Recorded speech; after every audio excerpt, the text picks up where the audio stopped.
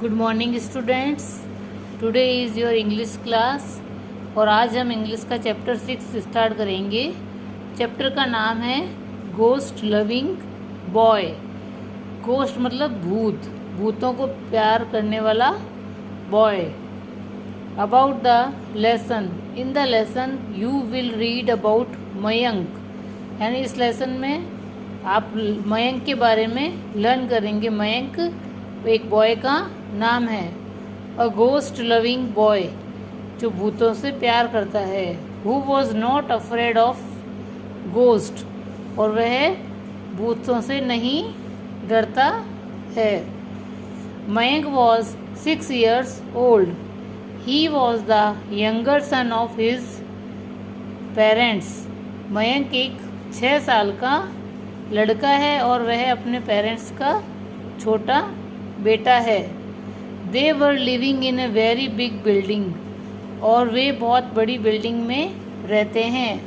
The building was at the outskirt of city, जो building है वो शहर से थोड़ी बाहर की साइड में, बाहरी इलाके में बनी हुई है। It contained spacious and decorated rooms, और इसके अंदर बहुत अच्छी सुख सुविधाएं और अच्छे सजावटी डेकोरेटेड रूम्स भी बने हुए हैं। Mayank had a large room for himself. अब इतनी बड़ी बिल्डिंग है तो इसमें मयंक के, जहाँ पे उनका हाउस है बिल्डिंग के अंदर, तो वहाँ मयंक के लिए एक बहुत बड़ा रूम दिया गया है। उसकी खुद के लिए एक रूम, सेपरेट रूम है। His room was attached to the garden, उसका जो रूम है वो गार्डन से अटैच्ड है, यानी गार्डन उसके रूम के बिल्कुल पास में ही है। The entire building spread scented fragrance, यानी जो पूरी बिल्डिंग है वहाँ पर बहुत अच्छी खुशबू आती है। Fragrance in the building was not an unexpected because it happened to be due to lots of flowers waving over the air, यानी जो खुशबू है, फ्रेग्रेंस है, ये इस पूरी बिल्डिंग में ही आती है और बहुत अच्छी इसकी खुशबू होती है। और ये खुशबू किस वजह से आ रही है?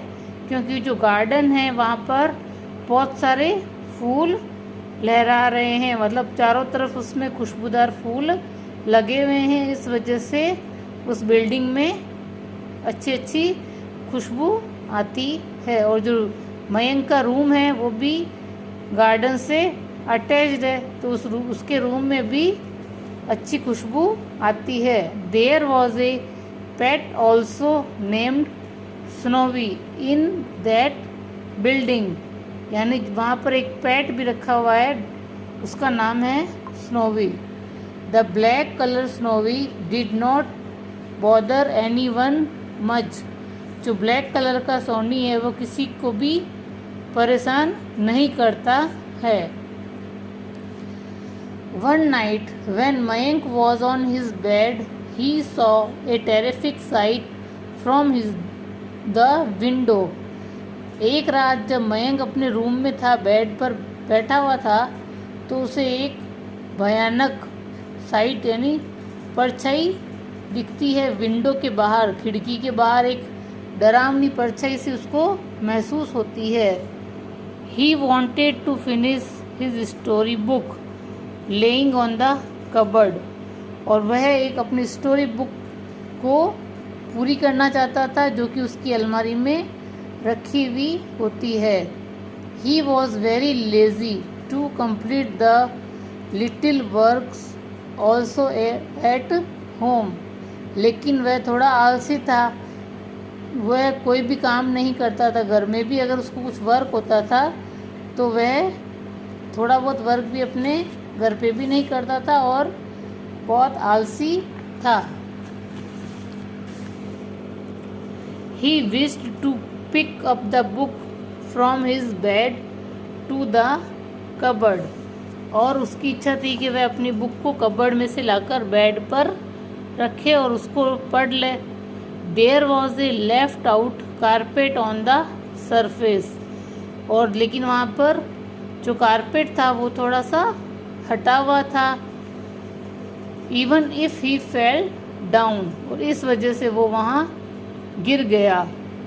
ही knew he would not be disturbed, वह जानता था कि वह परेशान नहीं हो रहा है, उसे कोई परेशानी नहीं हो रही।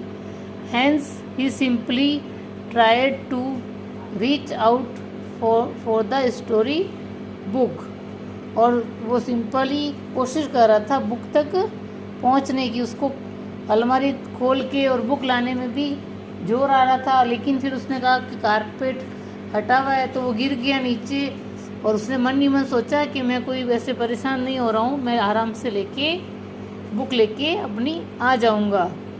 Suddenly he heard a growl, एकदम से उसने किसी के गरजने की आवाज़ सुनी।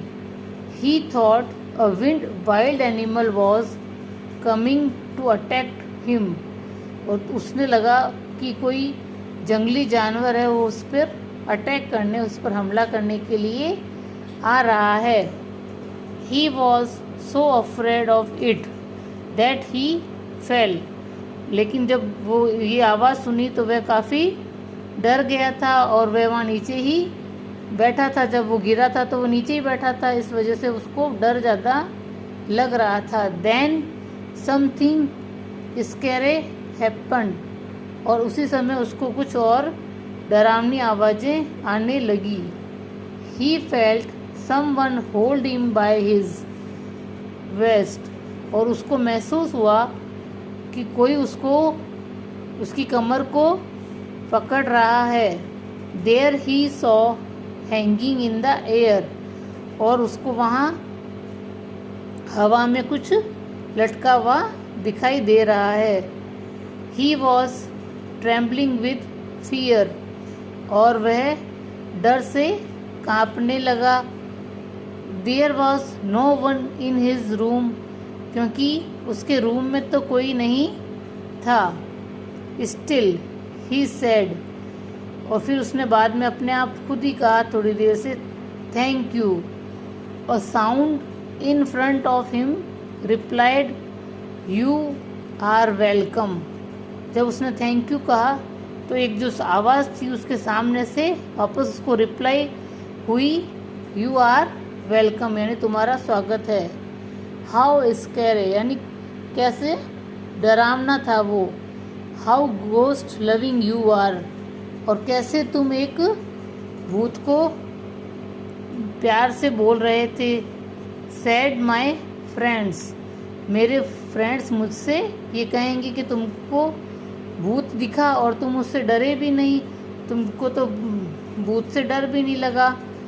ओ of course he did not tell this story to his friends, लेकिन वह ये स्टोरी अपने फ्रेंड्स को नहीं बताएगा, क्योंकि नहीं तो उसके जो फ्रेंड्स कहेंगे कि कैसे तुम भूतों से प्यार करने वाले लड़के हो। एक तो डर भी लग रहा था उसको कि भूत आया है, और वह भूत को थैंक यू बोल रहा था, और वापस उसको लगा कि उसको यू आर वेलकम भी सुनाई दिया। यानी जब भूत आ भी गया तो भी उसे लगा कि ये तो कोई ऐसे ही साउंड है, तो इसलिए ये स्टोरी उसने अपने फ्रेंड्स को बताने के लिए उसने मन में सोचा कि ये स्टोरी अगर मैं अपने फ्रेंड्स को बताऊंगा तो वो मेरा मजाक करेंगे, इसलिए उसने कहा ये मैं मेरी स्टोरी फ्रेंड को नहीं बताऊंगा। और उसको लेकिन डर तो लगा ही था। तो इस तरह ये स्टोरी आपकी कंप्लीट हुई।